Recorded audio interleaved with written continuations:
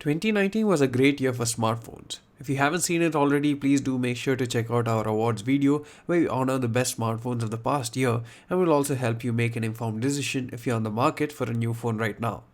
However, we'll soon start receiving launches for smartphones, and in this video, we'll take a look at the top 10 upcoming smartphones in 2020 and what you can expect from them. This is Sandeep from RevAtlas. Please do hit the subscribe button. Let's get this video started. The spiritual successor to the iPhone SE is finally coming this year.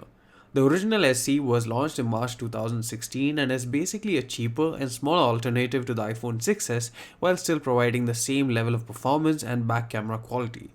The new phone will apparently be based on the iPhone 8 but with the updated internals of the iPhone 11 and 11 Pro lineup.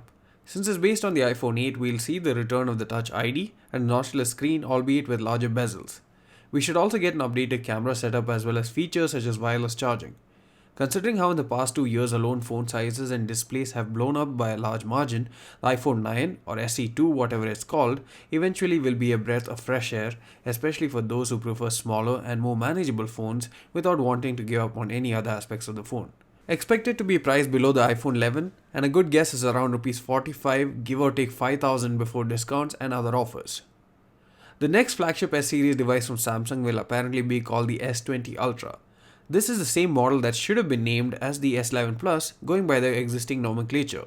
Samsung will be changing the naming scheme to match the year apparently, and Huawei did a similar naming jump from the P10 to P20 and subsequently have been doing 10s. The jump from P10 to P20 was huge, and perhaps Samsung too wants to indicate that. It's expected to be the first major change in Samsung cameras in a long time, as the primary sensor is going to receive a huge change. Is expected to pack a special version of the 108 megapixel sensor that we've seen on phones such as Mi Mix Alpha and Mi Note 10 devices. This will apparently have 2.4 micron pixel size when shooting 9 to 1 pixel bin images, and that should mean great sharpness and much better low-light performance. You can also expect an ultra-wide angle camera, 5x optical zoom periscope camera, as well as a time-of-flight depth sensor. Samsung will also reportedly make the jump directly from 60Hz to 120Hz displays for its S20 lineup, or at least the S20 Ultra. Pricing should be around 80k for the base variant. Despite the hardware issues and having to relaunch the phone, the original Fold is still a breakthrough device that gives you the glimpse of the future today. The main issue for myself and many others is the fact that it's more of a foldable tablet than an unfolding smartphone. With the growing size of phones these days, it makes more sense to have the phone fold into a more compact and pocketable form factor with a smaller outer screen perhaps, and only access the main screen when needed. It would also allow you to leave the phone unfolded in your pocket in case you require frequent access to the main screen, which is something again that wasn't possible on the Fold. Samsung have confirmed that they will be going for a horizontally folding phone this time with the Fold 2. It also will be apparently using glass instead of plastic for a screen, so it should be more durable in terms of scratch resistance, as well as a lack of visible crease when the screen is unfolded. It is said to have a small 1-inch OLED screen on the outside for showcasing time and notifications.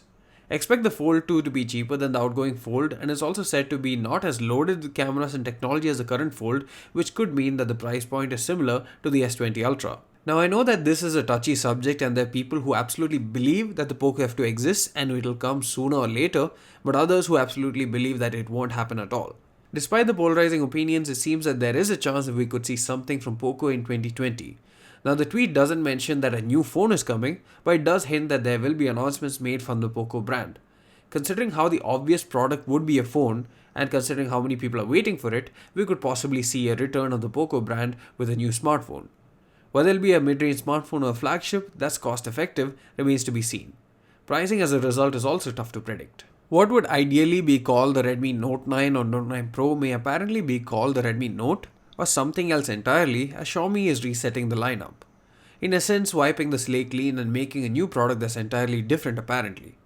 In December 2019, they teased an upcoming smartphone with a 108 megapixel camera, and there's a chance that we could be seeing this in the new Redmi Note successor, especially considering how Realme is also trying to outdo Xiaomi at his own game by playing the spec game. We could also possibly see faster charging, and pricing should be anywhere between 14 to 20k based on the new strategy and models planned.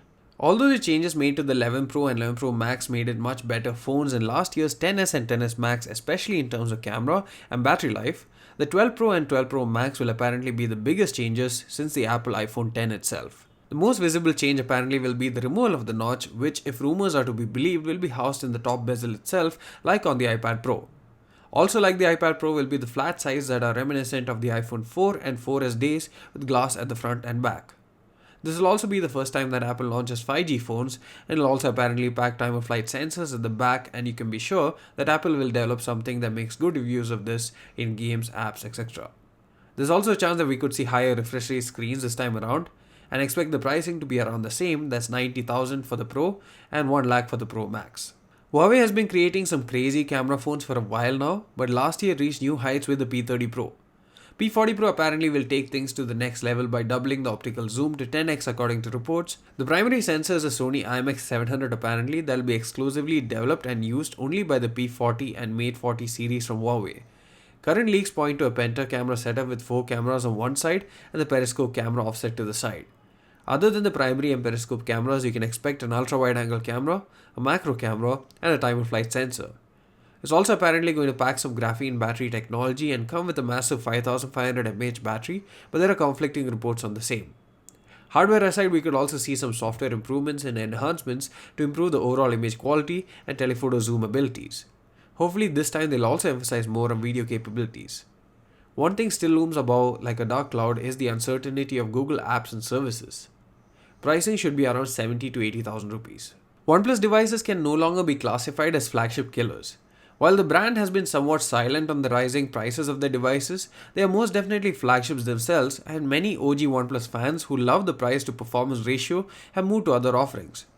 2020 might change that, as there is expected to be a third model coming alongside the other two OnePlus 8 devices. Supposedly called OnePlus 8 Lite, this lighter version will still pack great performance, fast charging, a great UI, and many of the core essentials of what you expect and want from a OnePlus device, but at a lower price point.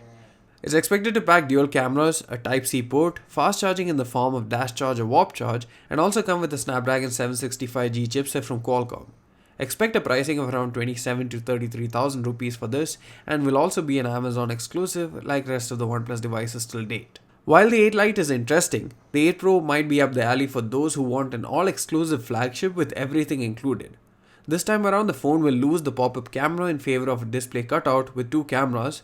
We'll also be seeing wireless charging for the first time on a OnePlus device, and will also finally have an IP68 rating.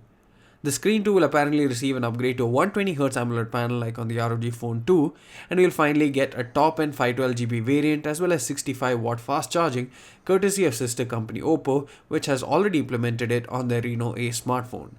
Pricing should be over 55,000 rupees, and it should also be an Amazon exclusive device. While most, including yours truly, was disappointed with the fact that Google didn't and couldn't launch the Pixel 4 and 4 XL in India due to a solely radar on their phones, it still did leave room for a possible 4A launch in the future.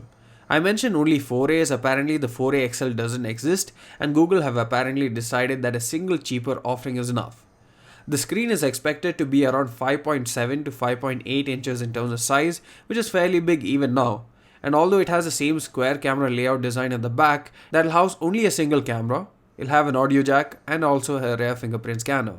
This indicates that there's no fancy Soli or other face unlock hardware, and there wouldn't be a similar restriction imposed on the phone for an India launch. Expect a pricing of around 40 to 45,000 rupees when it's launched.